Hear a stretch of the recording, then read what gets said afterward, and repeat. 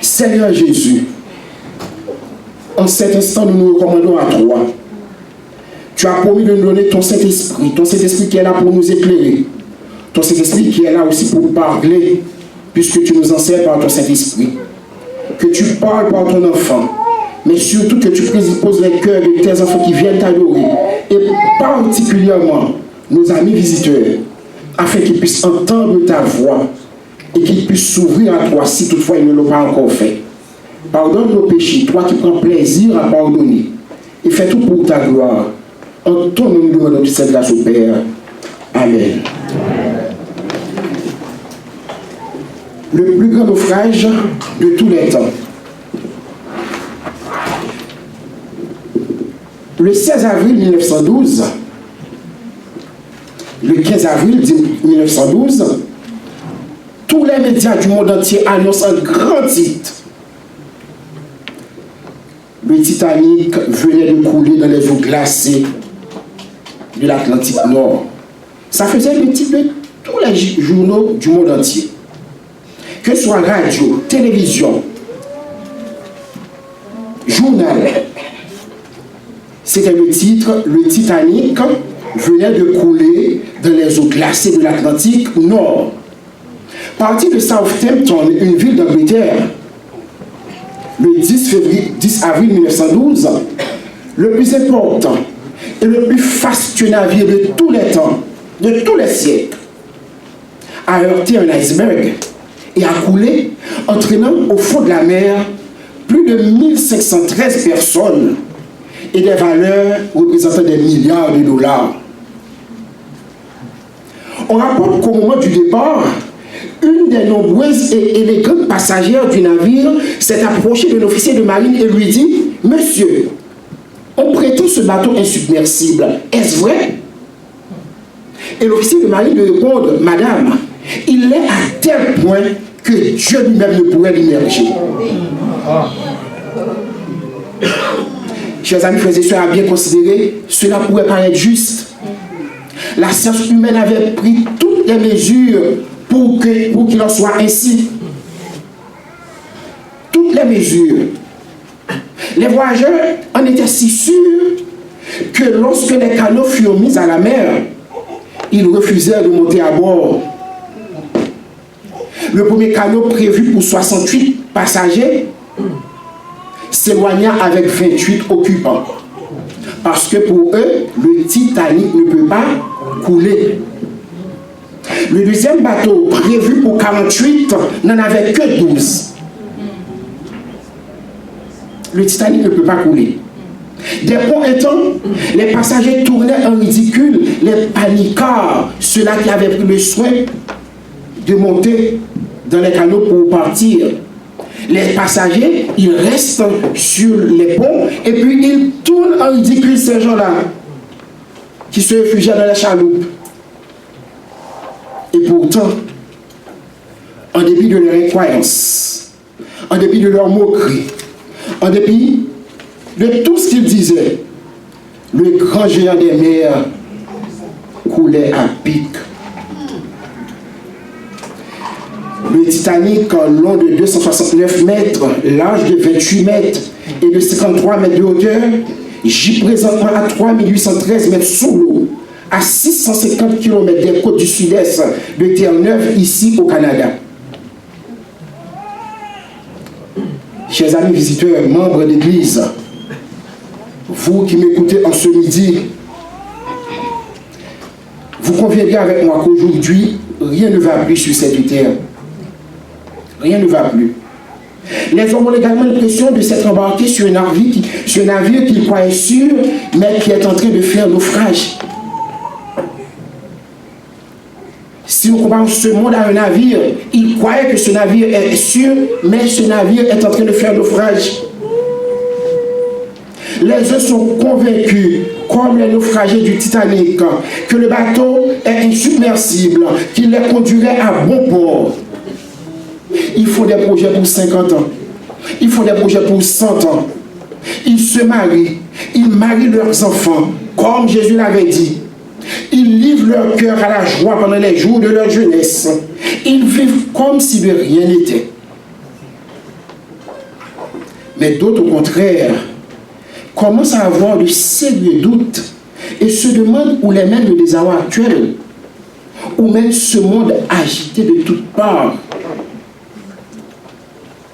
Et ce sont ces doutes qui poussent beaucoup à se demander, est-ce que ce monde aura une fin? Question que beaucoup d'entre vous et moi, d'ailleurs, nous nous posons aussi. Frères et sœurs, chers amis, si nous réfléchissons un peu, nous sommes obligés d'admettre que la science croit que ce monde aura une fin. Les hommes qui jouent un rôle de premier plan au sein de l'humanité, non seulement y croient, mais aussi cherchent à attirer, à alerter leurs contemporains. Plusieurs décennies auparavant, des philosophes, des savants, y compris Albert Einstein, le père de la bombe atomique, peu de temps avant sa mort, suppliaient l'humanité en général et les grands de ce monde en particulier de changer leur façon d'agir pour ne pas précipiter la fin du monde. Ces hommes, mieux que quiconque, savaient quelles possibilités de destruction sont maintenant entre les mains de l'homme avec la bombe atomique qui a été inventée. Ils supplient l'humanité pour ne pas précipiter la fin du monde. Pour sa part, le biologiste français Jean Rostand, dans son livre Catalogue de l'Apocalypse, écrit, il considère l'activité de l'homme sur la planète comme des menaces qui peuvent ultimement enlever toute trace de vie humaine sur la Terre.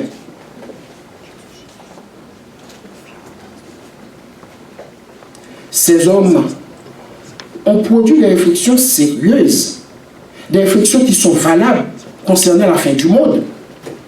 Parce que, effectivement, avec les bombes atomiques, puisqu'il y en a beaucoup, la Terre peut être détruite. Avec les actions des hommes sur cette Terre, ils peuvent effectivement nuire à la planète. Le monde peut avoir une fin à partir de ces choses-là. Mais il y en a une réponse plus valable encore. Jésus, par qui toutes choses ont été créées, affirme que le monde aura une fin. Dans Matthieu 28, verset 20, après avoir donné ses instructions aux disciples, Matthieu 28, verset 20b, Jésus a dit, « Et voici, je suis avec vous tous les jours jusqu'à la fin du monde. » Et voici, je suis avec vous tous les jours jusqu'à la fin du monde. Jésus affirme péremptoirement que le monde connaîtra une fin. En disant je suis avec vous jusqu'à la fin du monde, Jésus nous apprend que la fin ne dépend pas d'une catastrophe naturelle. Comme beaucoup le croient, qu'elle soit une bombe atomique ou le réchauffement climatique ou je ne sais pas, la fin ne dépend pas de ça. Mais la fin viendra avec l'apparition en gloire de Jésus-Christ sur les nuées des cieux. Amen. Oui, frères et sœurs, chers amis, Jésus revient. Il l'a dit lui-même de sa bouche. Jean 14, verset 1 à 3. Que votre cœur ne se trouble point. Croyez en Dieu et croyez en moi. Il y a plusieurs demeures dans la maison de mon Père. Si cela n'était pas, je vous l'aurais dit.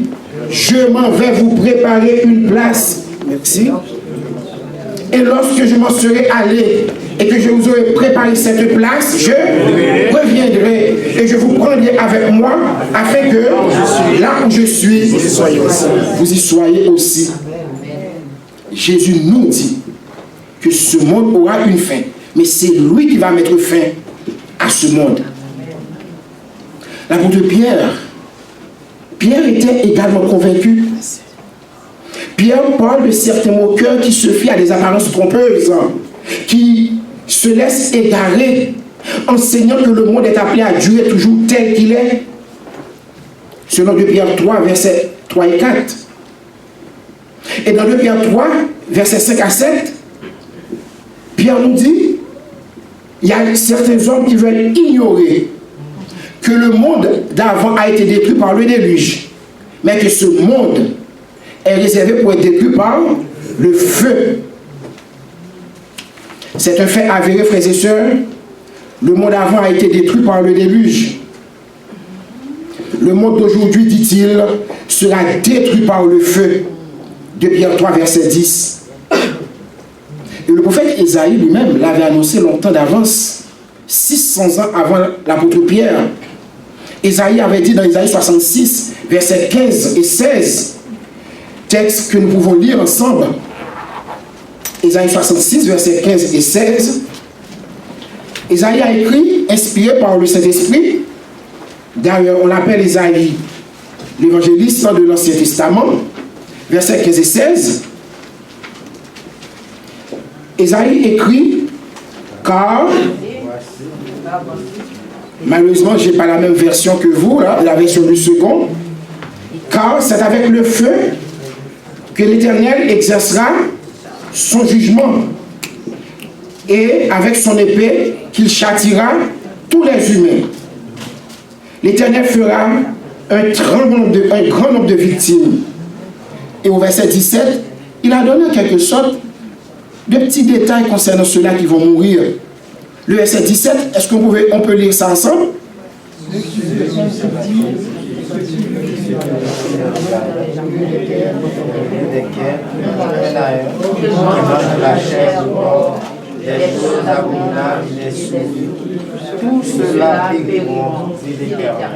Voilà. Ceux qui se sanctifient dans les palais, qui vont un à un, qui mangent de la chair du porc, des choses abominables et des souris, tout cela périront, dit l'Éternel. Mais Ésaïe nous a dit, c'est par le feu que l'Éternel va exercer son jugement. Avant, c'était par l'eau, mais la terre, telle qu'elle est, va être détruite par le feu. Chers amis, frères et sœurs, il ne s'agit plus d'une probabilité. Il ne s'agit plus d'une possibilité, mais d'une certitude.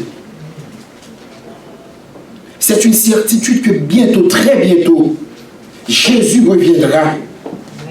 Et nous avons de bonnes raisons, de très bonnes raisons de croire que cette certitude est imminente. Que Jésus va revenir. Alors devant une certitude imminente qui apportera une révolution totale, l'homme avisé, l'homme intelligent doit se préparer. Cela étant dit, nous allons considérer notre exemple de Titanic. Le capitaine du navire, Edward Smith, il sait que le bateau va sombrer. L'ingénieur constructeur Thomas Andrews sait aussi que dans un peu plus d'une heure, le bateau va sombrer. Le commandant Edward Smith ordonne qu'on prépare les canaux de sauvetage, mais il sait aussi qu'ils ne peuvent contenir qu'un tiers des 2200 passagers. Eux, ils savaient, ils étaient avisés. Quoi qu'ils périssent aussi, puisqu'ils ne pouvaient pas laisser les passagers dans le bateau, ils périssent aussi. Mais eux, ils étaient avisés. Cependant, pour ces derniers, les passagers, le bruit étrange qu'ils viennent d'entendre quand l'iceberg a déchiré le bateau, c'est sans importance. Le bruit des moteurs a cessé, cela est sans importance. L'orchestre continue à jouer, les passagers à boire, à danser, à s'amuser. Ils ne croyaient pas au naufrage. Mais quand les cabines de la 3e classe sont inondées, c'est l'affolement. C'est l'affolement. Parce qu'à ce moment, ils ont compris.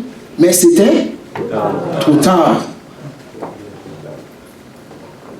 Il s'ensuit une panique indescriptible. On pleure, on hurle, on se bat pour avoir une place. Certains perdent la raison. Et le bateau s'enfonce à pic. À ce moment, l'orchestre abandonne les airs de danse pour jouer un cantique resté célèbre, « Mon Dieu, plus près de toi ». Les marins, les passagers, condamnés à mort, l'entendent tous en chœur.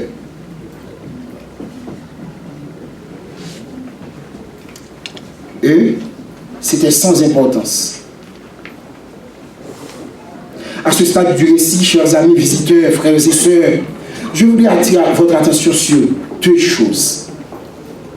La première chose, c'est que la vie humaine est fragile. La vie humaine est fragile. Un instant de cela, ils manifestaient leur joie de vivre, et comme de fait, ils vivaient. Ils dansaient, ils sautaient, ils voyaient la vie en rose. Et quelques minutes plus tard, plus de 1500 périssent.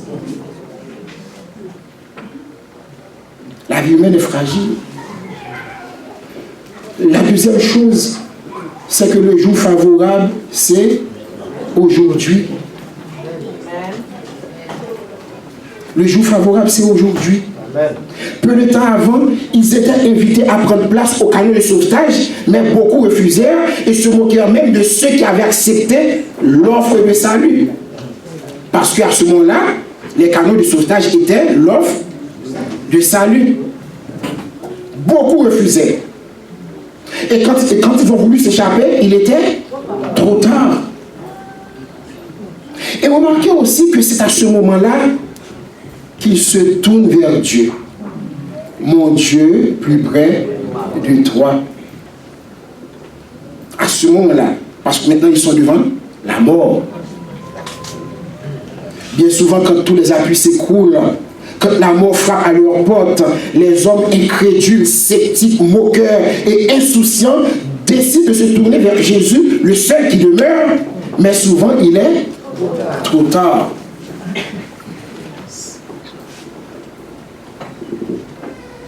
Chers amis, membres de l'Église, amis visiteurs, vous qui êtes là ce matin, si nous prenons le temps de penser à la fragilité de la vie humaine et au temps qui nous échappe, cela ne peut nous laisser indifférents. Cela ne peut nous laisser indifférents. Un beau matin, ce peut être la nouvelle d'un cancer en phase terminale qui est parvenu jusqu'à nous. Ce peut être un accident qui entraîne la mort immédiate ou la paralysie cervicale. Et tous nos beaux projets disparaissent à jamais. Oui, sur le bateau, il y en avait qui partaient en croisière pour jouir des beaux moments de la vie. Il y en avait qui étaient en voyage d'affaires. Il y en avait qui étaient en voyage de noces. Mais en 1h30, près de 2 millions de vies sont sacrifiées. Et beaucoup trop, hélas, sont éteintes sans avoir eu le temps de donner le cœur à Jésus, le seul qui demeure quand tout s'écroule. Beaucoup trop. C'est sûr qu'il y en avait qui se disaient aussi, ils auraient le temps parce qu'ils étaient jeunes. C'est sûr, il y en a qui se disaient aussi, ils sont occupés. Ils ont eu le temps parce que le travail, les affaires les empêchaient. Mais tous ont découvert trop tard que le temps ne leur appartenait pas. Mes chers amis, frères et sœurs, seul Jésus sera toujours avec vous, et ceci même au moment de votre mort. Car c'est lui qui a dit, je suis la résurrection et la vie. Celui qui croit en moi vivra quand même, il serait mort. Jean 11, verset 25. Je suis la résurrection et la vie. Chers amis visiteurs, le naufrage du Titanic, c'est une image bouleversante et éloquente de l'état actuel du monde. Nous sommes sur un bateau qui coule. Nous vivons les dernières pages de notre histoire. Dieu avertit les hommes. Il leur donne des signes de cette fin imminente.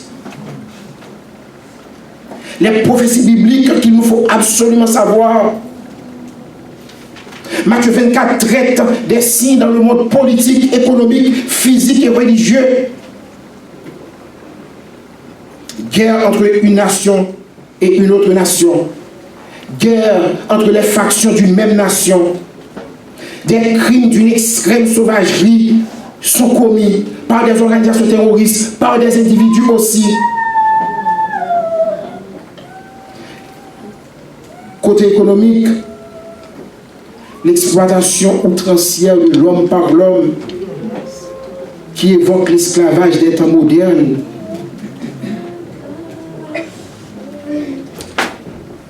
La faim provoquée par la cupidité, par l'égoïsme de l'homme. La faim tue une personne chaque 5 secondes dans le monde, alors que les nouvelles technologies de production selon les Nations Unies peuvent permettre de nourrir 12 milliards de personnes.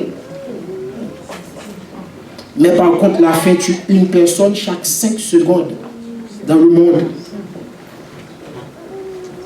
Dans la nature, tremblement de terre, inondations, cyclones dévastateurs, feux de forêt ravageurs, des accidents, que ce soit sur terre, sur mer ou dans l'air, se produisent chaque jour.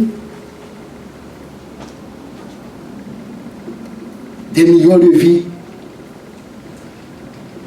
sont sacrifiées par toutes ces choses. Et hier encore, j'ai appris, je ne l'ai pas encore lu, c'est ma femme qui m'en parlait, une tempête de sable qui a fait 150 morts. Une tempête de sable, pour moi, c'est du jamais entendu.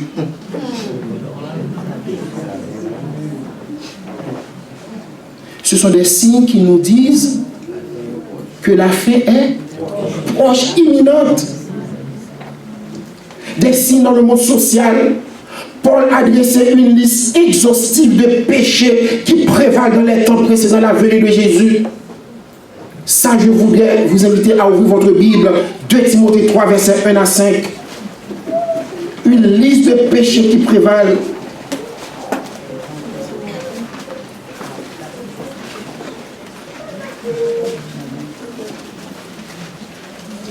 « 2 Timothée 3, versets 1 à 5. Sache que dans les derniers jours, il y aura des temps difficiles, car les hommes seront égoïstes. » L'église ne lit pas avec moi, c'est le sabbat. On reprend la lecture. Sache que dans les derniers jours, il y aura des temps difficiles. Seront égoïstes.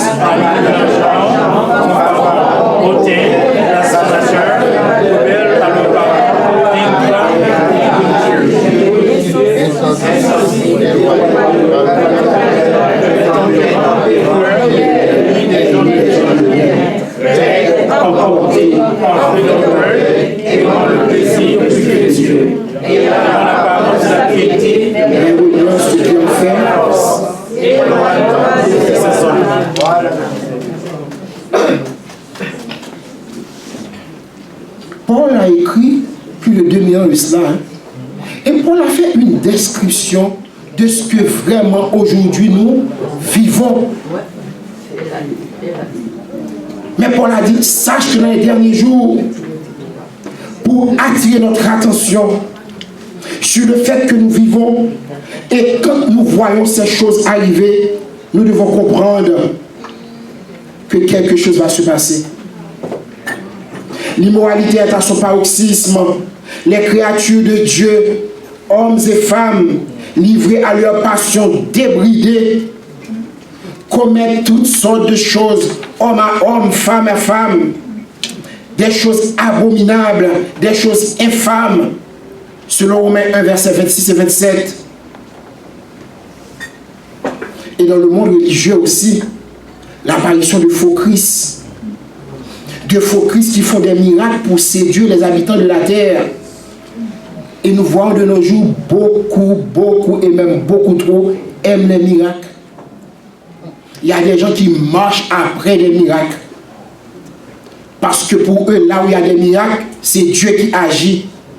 Alors que Jésus nous a bien dit que de faux Christ viendront, ils feront beaucoup de miracles.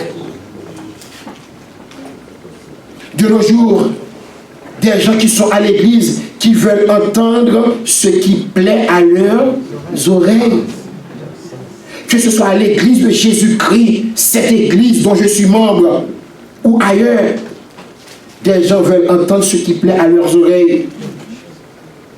Des signes de la fin encore.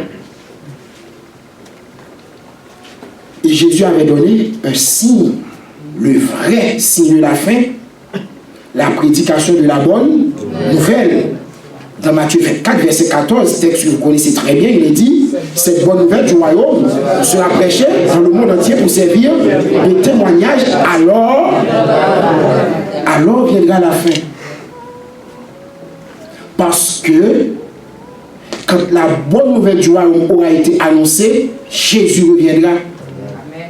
En sorte que, frères et sœurs, il incombe à moi et à vous autres qui avez déjà accepté Jésus de faire connaître Jésus au monde entier.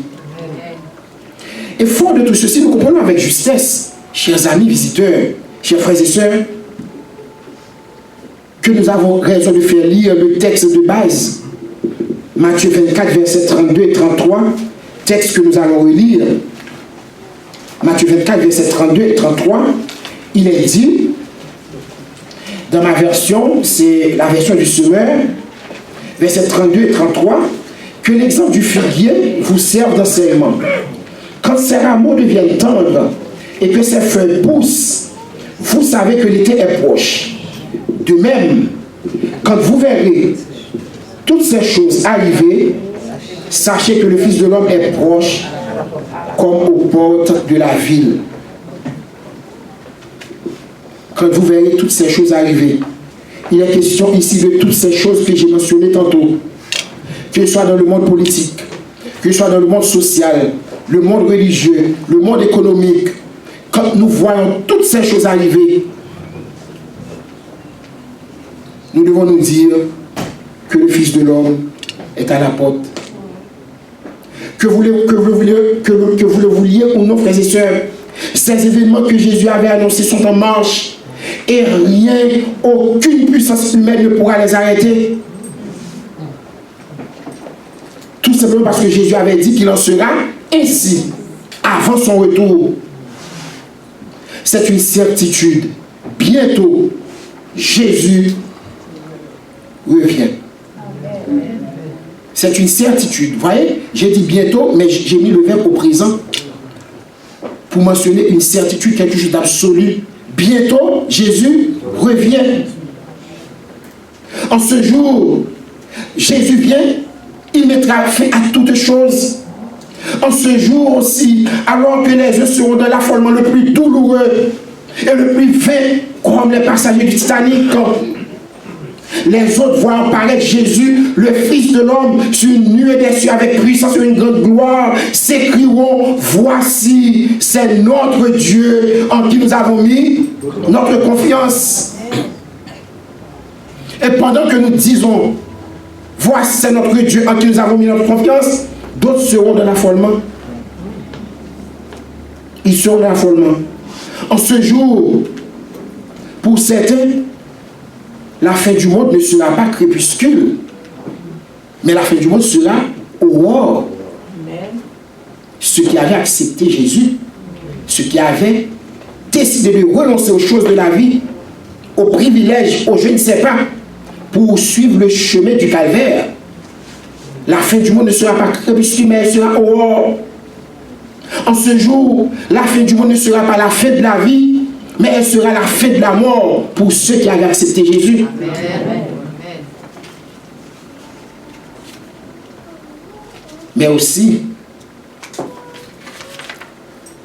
en ce jour, pour ceux qui avaient rejeté les appels de la grâce de Jésus, ceux qui avaient préféré vivre en conformité avec le monde, ceux qui n'avaient fait aucun cas du Sauveur souffrant sur la croix pour leurs péchés, en ce jour, ce sera la fin de la vie, car au jour de Jésus-Christ, ils seront tous anéantis. Jérémie 25, verset 31 à 33. Le prophète Jérémie nous l'a dit, et nous allons lire ce texte ensemble encore. Jérémie 35, 25, verset 31 à 33. Au jour de Jésus-Christ, ceux qui avaient rejeté Jésus, ceux qui n'avaient fait de Jésus aucun cas, ils seront anéantis pour toujours. Jérémie 25, verset 31-33.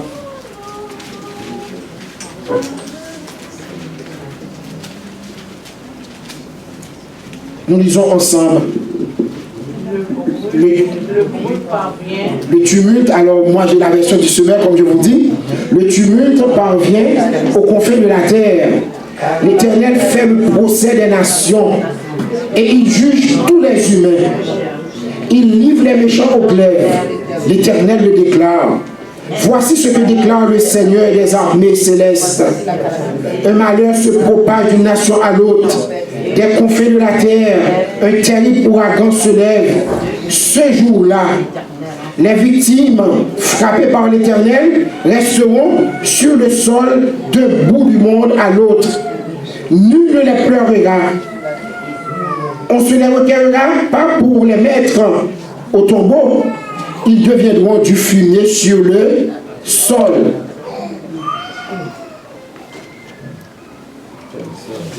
Ils deviendront du fumier sur le sol.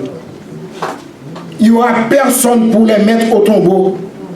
Parce que tous ceux qui avaient rejeté l'appel de la grâce, ils seront tous anéantis au jour de Jésus-Christ. Mais entre-temps, frères et sœurs, ce que j'aime beaucoup avec Jésus, c'est qu'il nous aime d'un amour éternel. Entre-temps, Dieu nous offre à nous tous, vous et moi, des naufragés en perdition, une chaloupe de sauvetage. Dieu nous offre une chaloupe de sauvetage. Il nous offre le salut en Jésus-Christ, car comme il est dit, il n'y a sous le ciel aucun autre nom qui a été donné parmi les hommes par lequel nous devions être sauvés. Et cet homme s'appelle Jésus-Christ. Amen. Jésus-Christ est le canot de sauvetage. Mes chers amis, chers visiteurs, en ce midi, je vous dis une chose. Vous auriez pu rester chez vous, à vous prélasser dans votre lit hein? Vous auriez pu vaquer à vos activités comme vous le faites à l'accoutumée. Mais vous avez choisi de répondre à notre invitation. C'est l'Esprit de Dieu qui vous a convaincu et qui vous a poussé à être là parce que Dieu a voulu que vous soyez là pour entendre sa voix, pour entendre sa parole, pour comprendre également dans quel temps vous vivez maintenant. Amen. Ça se peut que ce soit aujourd'hui votre dernière journée en vie. Je ne sais pas. Ça se peut que ce soit aujourd'hui votre dernière journée avec toutes vos facultés intellectuelles, physiques, je ne sais pas. Ça peut être votre dernière journée aussi où une maladie incurable va se déclarer. Mais je vous dis une chose. Si vous repartez aujourd'hui avec la conviction que c'est votre première et s'il le faut, votre dernière journée avec Jésus, peu importe ce qui arrivera, même si la mort devait frapper à votre porte au sortir de ce lieu, si vous avez donné votre vie à Jésus, vous êtes classé pour la vie éternelle, car Jésus est mort pour tous ceux qui l'acceptent pour leur salut. Amen. Amen.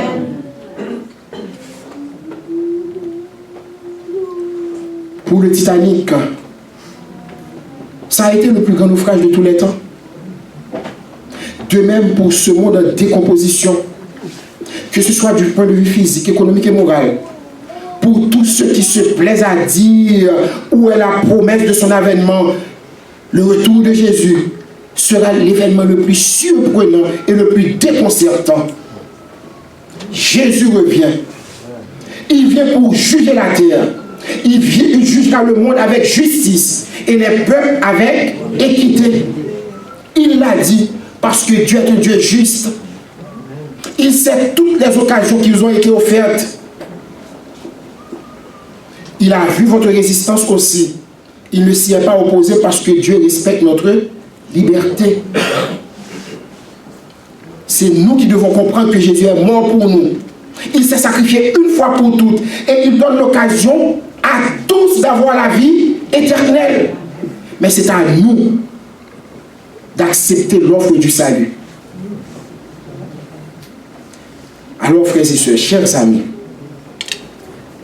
la question vitale à se poser en ce midi: dans quel camp voulez-vous être? Dans quel camp voulez-vous être? Le camp des incrédules, comme les passagers du Titanic qui ont péri, ou le camp des sauvés? Dans quel camp voulez-vous être? Avez-vous déjà fait la paix avec Jésus? Certains ont déjà accepté Jésus comme sauveur et se retrouvent dans le canot de sauvetage. Ils ont accepté Jésus. Ils sont dans le canot de sauvetage. Amen. Je sais aussi que d'autres l'accepteront. D'autres auront pris la peine de conformer, d'étudier la Bible, de conformer leur vie aux ordres du grand capitaine qui est Jésus-Christ. Je sais que d'autres l'accepteront. Mais je sais aussi que d'autres refuseront et périront.